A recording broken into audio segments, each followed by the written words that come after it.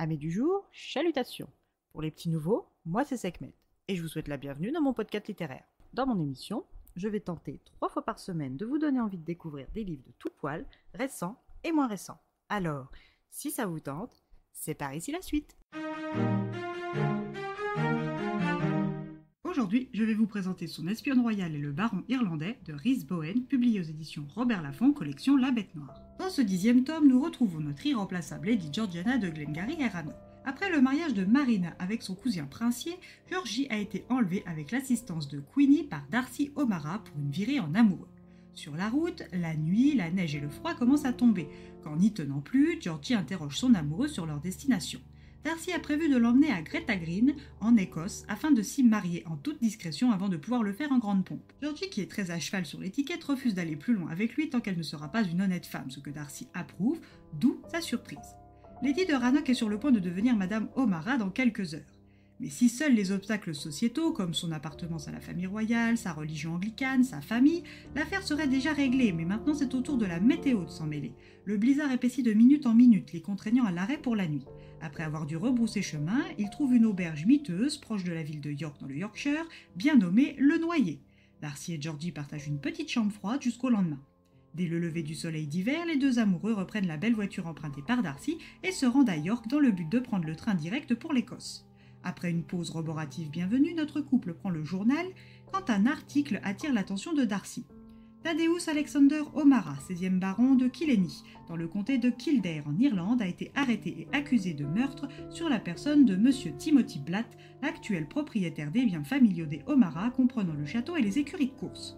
L'accusé aurait frappé mortellement sa victime avec une ancienne massue de combat familiale. À la lecture de cet article, Darcy sait que malgré les relations houleuses et particulières qu'il entretient avec son père, son devoir de fils est de se tenir près de lui dans cette épreuve. Il donne alors les clés de la voiture à Georgie, il lui indique où rapporter la voiture et prend un train dans la foulée pour rejoindre l'Irlande en lui promettant de l'appeler soit au château de Kingston, soit à Rannoch House.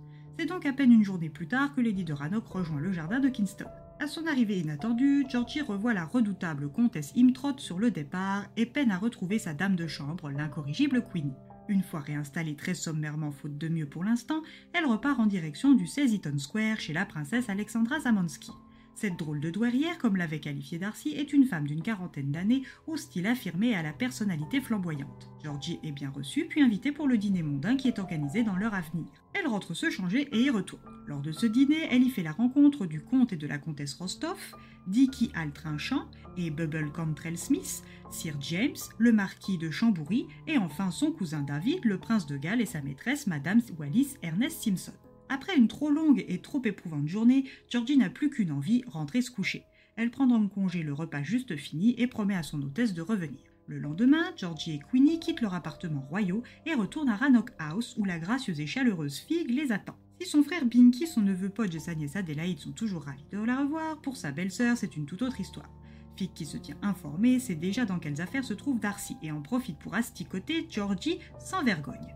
Mais tant qu'elle n'a pas reçu le coup de téléphone de son fiancé, Georgie tolère les pics de Fig et serre les dents.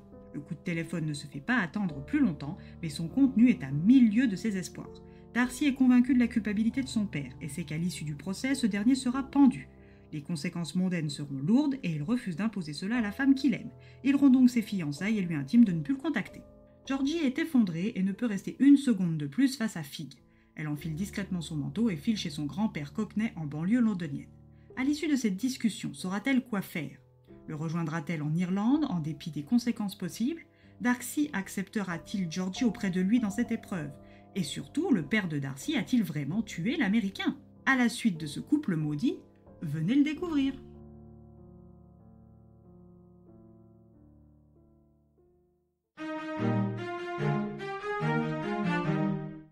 Comme toujours avec cette série, c'est un véritable plaisir de lecture.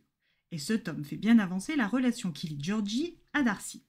Avec cette série, vous avez la possibilité de lire tous les tomes indépendamment les uns des autres sans pour autant vous y perdre.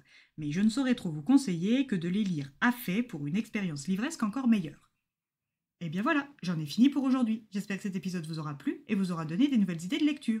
Si vous souhaitez découvrir d'autres petits moments littéraires tout droit sortis de ma bibliothèque, je vous retrouve le jeudi 15 février prochain pour un nouvel épisode. Si d'ici là je vous manque de trop, vous connaissez le chemin sur Instagram, @leslectures de Sekhmet. Sur ce, chalut les amis, et à la prochaine!